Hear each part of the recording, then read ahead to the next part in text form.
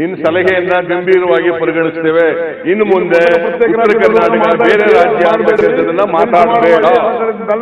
ಆಮೇಲೆ ಏಕೀಕರಣಕ್ಕೆ ಹೋರಾಟ ಮಾಡೋದು ಉತ್ತರ ಕರ್ನಾಟಕದವರೇ ಜಾಸ್ತಿ. 56 ಎಷ್ಟು ಡೇಟ್ ಆಫ್ ಬರ್ತು? 61. ಹಾಗಾದ್ರೆ ಅದ್ರ ಮೇಲೆ ಹುಟ್ಟಿರೋದು ಗೊತ್ತಿಲ್ಲ. ಏಕೀಕರಣದ ಮಹತ್ವ ಗೊತ್ತಾಗಿಲ್ಲ. ನಿಂಗೆ ಗೊತ್ತಿಲ್ಲಪ್ಪ. ನಮ್ಮ ಕಡೆ ಏನಾಗ್ಬಿಟ್ಟಿದೆ, ಕುರಿಗಳು ಮೇಕೆಗಳು ಸತ್ತರೆ ನೋಡಿ. ಕುರಿ ಸಾಕಿದ್ದಾರೆ ಕೇಳಪ್ಪ. ಇದು ಬಹಳ ಲಾಭದಾಯಕವಾಗಿದ್ದು. ಮನೆ ಅಧ್ಯಕ್ಷರೇ, ನೀವು ಸಾಕಿರ್ಬೇಕಾದ್ರೆ ಕುರಿಗಳು ಇಲ್ವಾ? ಎಮ್ಮೆ ಮೇಯಿಸಿದ್ದೀನಿ, ದನಗಳು ಮೇಯಿಸಿದ್ದೀನಿ, ಎತ್ತುಗಳು ಮೇಯಿಸಿದ್ದೀನಿ, ಉಳುಮೆ ಮಾಡಿದ್ದೀನಿ. ಬಸವಣ್ಣವರು ಏನ್ ಹೇಳಿದ್ರು? ಕಾಯಕವೇ ಕೈಲಾಸ. ಏನಾಗಂದ್ರೆ ಕಾಯಕ ದಾಸ ಉಳ್ಳವರು ದೇವಾಲಯ ಮಾಡುವರು. ನಾನೇನು ಮಾಡಲಿ ಬಡವನಯ್ಯ, ನನ್ನ ಕಾಲೇ ಕಂಬ, ನನ್ನ ದೇಹವೇ ದೇಗುಲ, ನನ್ನ ಶಿರವೇ ಒಣ್ಣ ಕಳಸವಯ್ಯ, ಕೂಡಲ ನೋಡಿ ಎಷ್ಟು ಚೆನ್ನಾಗಿ ಹೇಳಿದ್ದಾರೆ. ಮಹದಾಯಿ ಮಹದಾಯಿ ಮಹದಾಯಿ ಮಹದಾಯಿ, ಕಳಸ ಬಂಡೂರಿ ಕಳಸ ಬಂಡೂರಿ. ಓಕೆ, ಅದು ಒಳ್ಳೇದು.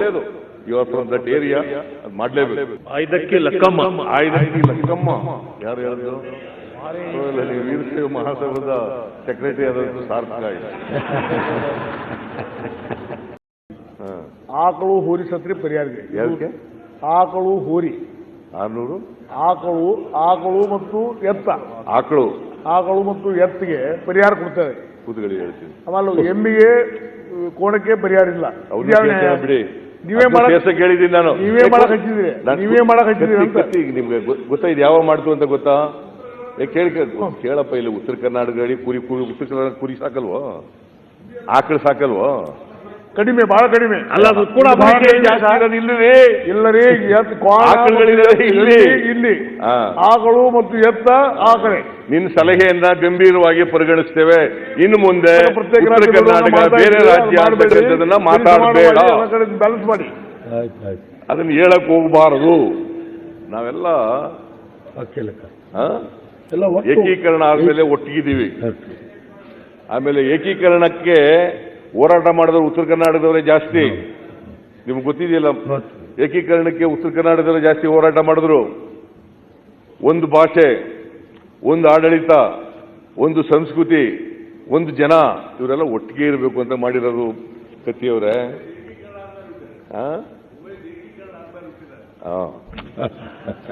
56 ಎಷ್ಟು ನೀವು ಡೇಟ್ ಆಫ್ ಬರ್ತು? 61. ಹಾಗಾದ್ರೆ ಅದ್ರ ಮೇಲೆ ಹುಟ್ಟಿರೋದು ಗೊತ್ತಿಲ್ಲ. ಹಾಗಾದ್ರೆ ಏಕೀಕರಣದ ಮಹತ್ವ ಗೊತ್ತಾಗಿಲ್ಲ.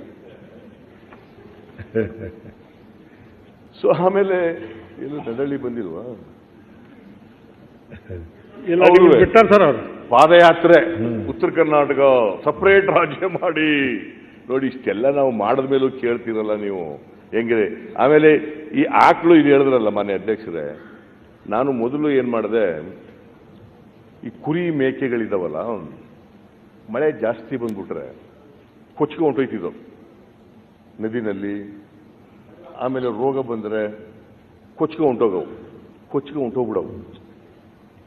ಪಾಪ ಬಹಳ ಜನ ಕುರಿಗಾರರು ಬಂದು, ಕುರಿಗಾರರು ಅಂತ ತಕ್ಷಣ ಬರೀ ಕುರುಬರೇ ಇಲ್ಲ, ಎಲ್ಲಾ ಜಾತಿಯವರು ಕುರಿ ಸಾಕ್ತಾರೆ. ಎಲ್ಲ ಕಡೆ ಕುರಿ ಸಾಕ್ತಾರೆ. ಎಲ್ಲ ಹಿಂದುಳಿದ ಜಾತಿಯವರು ಕುರಿ ಸಾಕ್ತಾರೆ. ನಿಂಗೆ ಗೊತ್ತಿಲ್ಲಪ್ಪ. ನಮ್ಮ ಕಡೆ ನೋಡಪ್ಪ, ಏನಾಗ್ಬಿಟ್ಟಿದೆ ಗೊಲ್ರು. ಹೌದು, ಕರೆಕ್ಟ್. ಇವರು ಈ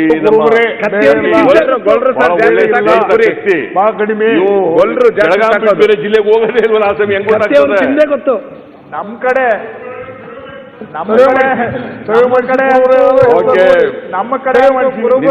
ಸಲಹೆಯನ್ನ ಗಂಭೀರವಾಗಿ ತಗೊಳ್ತೇನೆ.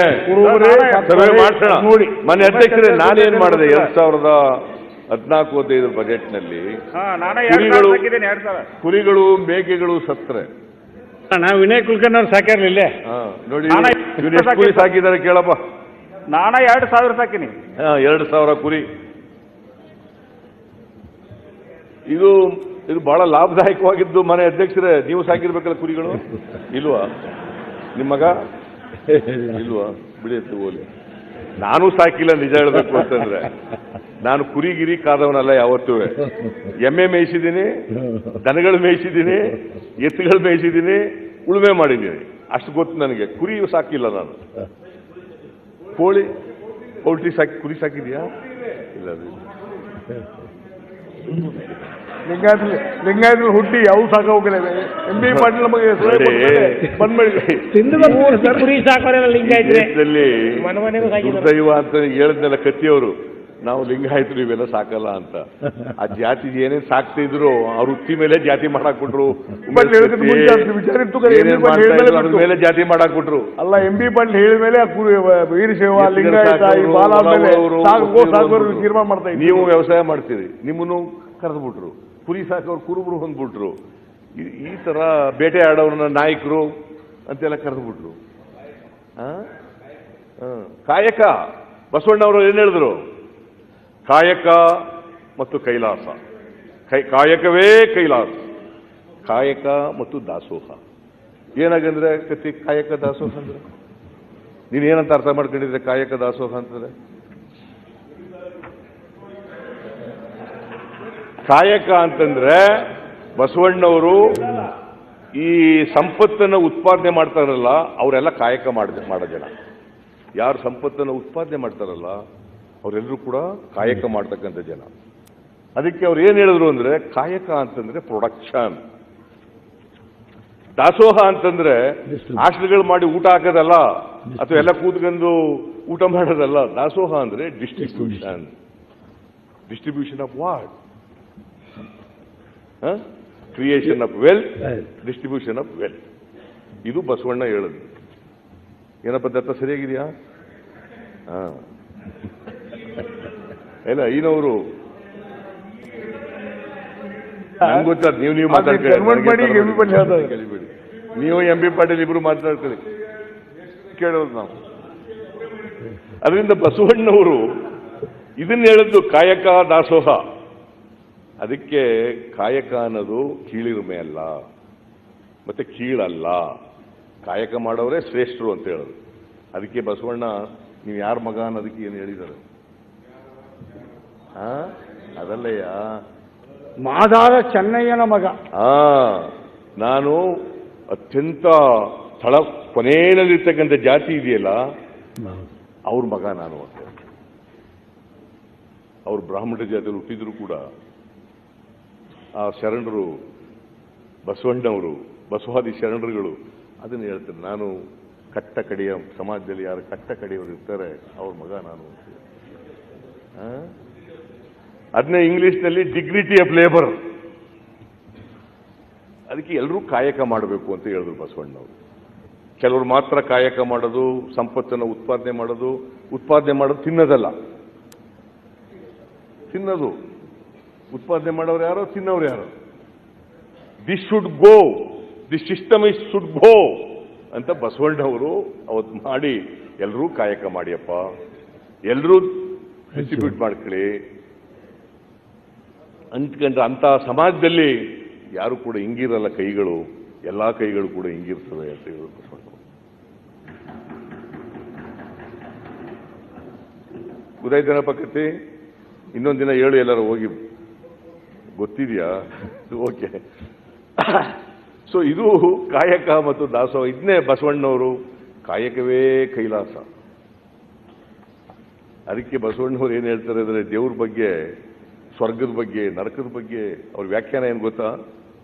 ಆಚಾರವೇ ಸ್ವರ್ಗ, ಅನಾಚಾರವೇ ನರಕ, ಸತ್ಯವೇ ಸ್ವರ್ಗ, ಮಿಥ್ಯವೇ ನರಕ ಅಲ್ವಾ? ಉಳ್ಳವರು ದೇವಾಲಯ ಮಾಡುವರು, ನಾನೇನು ಮಾಡಲಿ ಬಡವನಯ್ಯ, ನನ್ನ ಕಾಲೇ ಕಂಬ, ನನ್ನ ದೇಹವೇ ದೇಗುಲ, ನನ್ನ ಶಿರವೇ ವನ್ನ ಕಳಸವಯ್ಯ, ಕೂಡಲ ಸಂಗಮ ದೇವ. ನೋಡಿ ಎಷ್ಟು ಚೆನ್ನಾಗಿ ಹೇಳಿದ್ದಾರೆ ಸರ್. ಅಧ್ಯಯನ ಬಹಳ ಚೆನ್ನಾಗಿದೆ ಸರ್, ಬಹಳ ಚೆನ್ನಾಗಿದೆ ಅಧ್ಯಯನ ಅಂತ ಹೇಳ್ತಾರೆ ಸಿದ್ದರಾಮಣ್ಣ. ನಿನ್ಗೆ ಕೋನ್ ರೆಡ್ಡಿ ನಿಂಗೆ ಏನ್ ಗೊತ್ತಿಲ್ವೋ ಅದೆಲ್ಲ ಹೇಳ್ತಾ ಇದ್ದೀನಿ ನಾನು. ಕೋನ್ ರೆಡ್ಡಿಗೆ ಮಹದಾಯಿ ಬಿಟ್ರೆ ಬೇರೆ ಏನು ಪ್ರಸ್ತಾಪ ಮಾಡಲ್ಲ. ಮಹದಾಯಿ ಮಹದಾಯಿ ಮಹದಾಯಿ ಮಹದಾಯಿ, ಕಳಸ ಬಂಡೂರಿ ಕಳಸ ಬಂಡೂರಿ. ಓಕೆ, ಅದು ಒಳ್ಳೇದು. You are from that area, ಅದು ಮಾಡಲೇಬೇಕು. ಆಮೇಲೆ ಬರೀ ಅಧ್ಯಯನ ಅಲ್ಲ, ನಾನು ಬಸವಣ್ಣವ್ರು ಏನು ಹೇಳಿದ್ರು ಅದನ್ನು ಪಾಲನೆನೂ ಕೂಡ 100ಕ್ಕೆ 100 ಮಾಡೋಕ್ಕಾಗದೇ ಇರ್ಬೋದು. ಬಸವಣ್ಣನ ಥರ 100ಕ್ಕೆ 100 ಮಾಡೋಕ್ಕಾಗದೇ ಇರ್ಬೋದು. ಆದರೆ ನಾನು ನಂಬ್ಕೊಂಡಿರ್ತಕ್ಕಂಥದ್ದು ಬಸವಣ್ಣ ಅವರು ಇದೆಯಲ್ಲ, ಅವರ ವಿಚಾರಗಳಲ್ಲಿ ನಡಿಬೇಕು ಅಂತಕ್ಕಂಥದ್ದು ನಂಬ್ಕೊಂಡಿರ್ತಕ್ಕಂಥವ್ರು. ಅದೇ ಈ ಸಮಾಜಕ್ಕೆ, ಇಡೀ ನಮ್ಮ ಸಾಮಾಜಿಕ ವ್ಯವಸ್ಥೆಗೆ ಅದೇ ಪರಿಹಾರ ಅಂತಕ್ಕಂಥದ್ದು. ಸಮಾಜದ ನಿರ್ಮಾಣ ಆಗಬೇಕು ಅಂತ ನಾವೇನು ಸಂವಿಧಾನದಲ್ಲಿ ಹೇಳ್ಕೊಂಡಿದ್ದೀವಲ್ಲ, ಅದನ್ನ ಬಸವಣ್ಣವರು 850 ವರ್ಷಗಳ ಹಿಂದೆನೆ ಈ ಸಮಾಜದ ಸಾಮಾಜಿಕ ನ್ಯಾಯದ ಬೀಜವನ್ನ ಬಿತ್ತಿದ್ರು, ಪ್ರಜಾಪ್ರಭುತ್ವದ ಬೀಜವನ್ನ ಬಿತ್ತಿದ್ರು. ಇದು ಅದಕ್ಕೋಸ್ಕರ ಬಸವಣ್ಣವರು ಇವತ್ತು ಎಲ್ಲಾ ಕಾಲಕ್ಕೂ ಪ್ರಸ್ತುತ ಆಗ್ತಾರೆ. ಅನುಭವ ಮಂಟಪ ಅನ್ನೋದೇ ಪಾರ್ಲಿಮೆಂಟ್, ಈಗಿನ ಪಾರ್ಲಿಮೆಂಟ್. ಅಲ್ಲಿ ಮೇಲ್ವರ್ಗದವ್ರನ್ನ ಕುಳಿಸಿಲ್ಲ ಕರ್ಕೊಂಡ್ಬಂದು, ಅಲ್ಲಮ್ಮ ಪ್ರಭು ಅತ್ಯಂತ ಕೆಳ ಜಾತಿಗೆ ಸೇರಿದವರು, ಅವ್ರನ್ನ ಕರ್ಕೊಂಡ್ಬಂದು ಅಲ್ಲ ಮಹಿಳೆಯರು ಇದ್ರಪ್ಪ, ಅಧ್ಯಕ್ಷರು ಯಾರಯ್ಯ? ಅಲ್ಲಮ್ಮ ಪ್ರಭು. ಅದು ಹೇಳು ಮತ್ತೆ, ನೀನು ಅಷ್ಟಕ್ಕೆ ಸೀಮಿತ ಆಗು. ಮಹಿಳೆಯರು ಬಹಳ ಜನ ಇದ್ರು, ವಚನಗಳು ತಯಾರು ಮಾಡಿದ್ದಾರೆ. ಅಕ್ಕಮಾದೇವಿ ಆದಿಯಾಗಿ ಬಹಳ ಜನ. ಆಯ್ದಕ್ಕಿ ಮಾರಯ್ಯ ಗೊತ್ತಾ?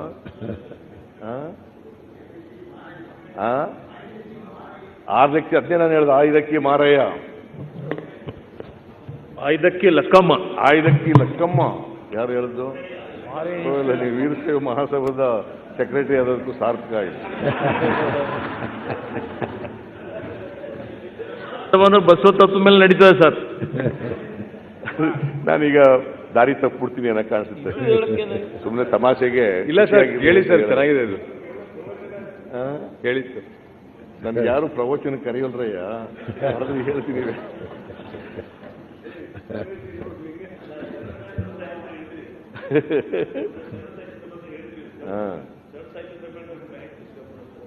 ಅದು ಒಂದ್ಸಾರಿ ಹೇಳಿದ್ದೆ. ಮನೆ ಅಧ್ಯಕ್ಷರೇ, ಅದೇನೇ ಇರಲಿ, ಇದು ನಮ್ಮ ಸಂವಿಧಾನದಲ್ಲೂ ಕೂಡ ಬಸವಣ್ಣವರು ಏನೇನು ಮಾಡಿದ್ರು, ಅವತ್ತು ಬಸವಾದಿ ಶರಣಗಳು ಏನೇನು ಮಾಡಿದ್ರು, ಅವೆಲ್ಲ ಅಂಬೇಡ್ಕರ್ ಅವರು ನಮ್ಮ ಸಂವಿಧಾನದಲ್ಲಿ ಸೇರಿಸಿದ್ದಾರೆ. ಅವೆಲ್ಲವೂ ಕೂಡ ಇದ್ದಾವೆ. ಸಮಾಜ, ಸಾಮಾಜಿಕ ನ್ಯಾಯ, ಸಮಾನ ಅವಕಾಶಗಳು, ಭ್ರಾತೃತ್ವ, ಸಹಬಾಳ್ವೆ, ಇವೆಲ್ಲವೂ ಕೂಡ ಸಂವಿಧಾನದಲ್ಲಿದ್ದಾವೆ. ಇದನ್ನೇ ಬಸವಣ್ಣವರು ಕೂಡ ಆ ಕಾಲದಲ್ಲಿ ಹೇಳಿದ್ರು, 850 ವರ್ಷಗಳ ಹಿಂದೆನೆ. ಬಹುಶಃ ಜಗತ್ತಿನಲ್ಲಿ ಸಾಮಾಜಿಕ ನ್ಯಾಯದ ಬೀಜವನ್ನ ಹಾಕಿದವರು ಬಹುಶಃ ಜಗತ್ತಿನಲ್ಲೇ ಮೊದಲಿಗರು ಬಸವಣ್ಣವರು ಅಂತ ಹೇಳಿದ್ರೆ ಅದು ಅತಿಶಯ ವಿಚಾರ.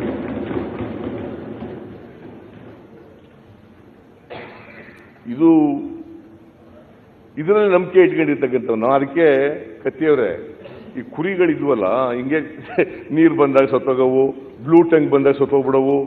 ಗೊತ್ತಾ ನಿಂಗೆ ಬ್ಲೂ ಟಂಗ್ ಅಂತ ಕಾಯಿಲೆ ಒಂದು, ನೀಲಿ ನಾಲಿಗೆ ಅಂತ ಕರೀತಾರೆ ಕನ್ನಡದಲ್ಲಿ. ಅವು ಬಂದಾಗ ಸತ್ತೋಗ್ಬಿಡವು, ಇನ್ನೇನೋ ಬೇದಿ ಆಗ್ಬಿಟ್ಟು ಸತ್ತೋಗ್ಬಿಡವು. ಬಹಳ ಜನ ಪಾಪ ಒಂದು ಕುರಿ ಸತ್ತೋಗ್ಬಿಟ್ರೆ ಕನಿಷ್ಠ 10,000 ರೂಪಾಯಿ ನಷ್ಟ ಆಗ್ತದೆ. ಒಂದು ಕುರಿ ಸತ್ತೋದ್ರೆ 10,000 ರೂಪಾಯಿ ನಷ್ಟ ಆಗ್ತದೆ. ನಾನು ಅದಕ್ಕೆ ಏನು ಮಾಡಿದೆ, ಮೊದಲನೇ ವರ್ಷ 3,000 ರೂಪಾಯಿ ಒಂದು ಕುರಿಗೆ ಪರಿಹಾರ ಕೊಡೋದು ಅಂತ ಮಾಡಿದೆ, ಮೇಕೆಗೆ, ಕುರಿಗೆ. ಆಮೇಲೆ ಅದನ್ನು ಹೆಚ್ಚು ಮಾಡಿ 5,000 ರೂಪಾಯಿ ಮಾಡಿದ್ದೀನಿ. ಈ ವರ್ಷದಿಂದ ಎತ್ತುಗಳು ಸತ್ತರೆ, ದನಗಳು ಸತ್ತರೆ 10,000 ರೂಪಾಯಿ ಪರಿಹಾರ ಕೊಡ್ತಕ್ಕಂಥದ್ದನ್ನು ಮಾಡಿದ್ವಿ. ರಸ್ತೆಯಲ್ಲಿ ಹೋಯ್ತಾ ಇರ್ತವೆ, ಆಕ್ಸಿಡೆಂಟ್ ಆಗ್ಬಿಟ್ಟು ಸತ್ತೋಯ್ತವೆ ಎತ್ತುಗಳು, ದನಗಳು ಸತ್ತೋಗ್ಬಿಡ್ತವೆ. ಇದಕ್ಕೆ 10,000 ರೂಪಾಯಿ ಪರಿಹಾರ ಕೊಡಬೇಕು ಅಂತ ಮಾಡಿದ್ದೀನಿ. ನಾನು ಈಗಾಗಲೇ ಯೋಚನೆ ಮಾಡಿದ್ದೀನಿ, ಎಮ್ಮೆಗಳಿಗೂ ಕೋಣಗಳಿಗೂ ಕೂಡ ಅವಕ್ಕೂ ಪರಿಹಾರ ಕೊಡಬೇಕು ಸತ್ತೋದ್ರೆ ಅಂತ, ಅದು ಮಾಡ್ತೀನಿ. ಈಗ ಪರಿಹಾರ ಕೊಡ್ತೀವಿ ಅಂತ ಹೇಳಿದ್ದಾರೆ. ಕೊಡ್ತೀವಿ. ಆ ಪ್ರಶ್ನೆ ಕೇಳಿದ್ದೆ, ಅದಕ್ಕೆ ಉತ್ತರ ಕೊಡ್ತೀವಿ ಅಂತ ಹೇಳಿದ್ದಾರೆ. ನೀನು ನೀವು ಉತ್ತರ ಕರ್ನಾಟಕ, ದಕ್ಷಿಣ ಕರ್ನಾಟಕ, ಇಲ್ಲ ಯಾವ ಕರ್ನಾಟಕ ಇಲ್ಲ, ಎಮ್ಮೆ ಕೋಣ ಹುಟ್ಟುದು ಇಲ್ಲಿ, ಹಾಗಾಗಿ ಹೇಳ್ತಾ ಇದ್ದೀನಿ. ನೀವು ಉತ್ತರ ಕರ್ನಾಟಕದಲ್ಲಿ ಇವ್ರು ಕೇಳಿ, ಯಾರು ಇಲ್ವಾ ಅನಿಮಲ್ ಹಸ್ಬೆಂಡ್ರಿ ಮಿನಿಸ್ಟರ್ ಕೇಳಿ, ಅವ್ರು ಮೊನ್ನೆ ಆರ್ಡರ್ ತಗೋತಾರೆ. ಎಲ್ಲಾ ಕಡೆ ಮೊನ್ನೆ ಕೇಳಿದಾಗ ಆರ್ಡರ್ ತೆಗೆದಿದ್ದು, ಅದಕ್ಕಿಂತ ಮುಂಚೆ ಇಲ್ಲ. ಎಮ್ಮೆ ಕೋಣ ಇಲ್ಲ, ಈಗ ಆದೇಶ ತೆಗೆದು ಕೊಡ್ತಾ ಇದ್ದಾರೆ. ಉತ್ತರ ಕರ್ನಾಟಕದಲ್ಲಿ ಇರ್ತಕ್ಕಂಥ ಎಮ್ಮೆ ಹೆಸರು ಮುರ್ರಾ ಅಂತ, ದಕ್ಷಿಣ ಕರ್ನಾಟಕದಲ್ಲಿ ಇರ್ತಕ್ಕಂಥ ಎಮ್ಮೆ ಹೆಸರು ಸುರ್ತಿ ಅಂತ. ನೀವು ಮುರ್ರಾ, ಆ ಕಡೆ ಸುರ್ತಿ. ಯಾಕೆ ಕಚ್ಚ ಎಲ್ಲ ಕಡೆಗೆ ಇವೆ. ಈ ಕೋಣ ಅಂತಂದ್ರೆ ಮಹಿಷ ಅಂತ ಗೊತ್ತಾದ ನಿನ್ಗೆ? ಹೆಚ್ಚಿನ ವಿಡಿಯೋಗಳಿಗೆ ಪ್ರತಿಧ್ವನಿ ಯೂಟ್ಯೂಬ್ ಚಾನೆಲ್ ಸಬ್ಸ್ಕ್ರೈಬ್ ಮಾಡಿ, ಬೆಲ್ ಐಕಾನ್ ಕ್ಲಿಕ್ ಮಾಡಿ.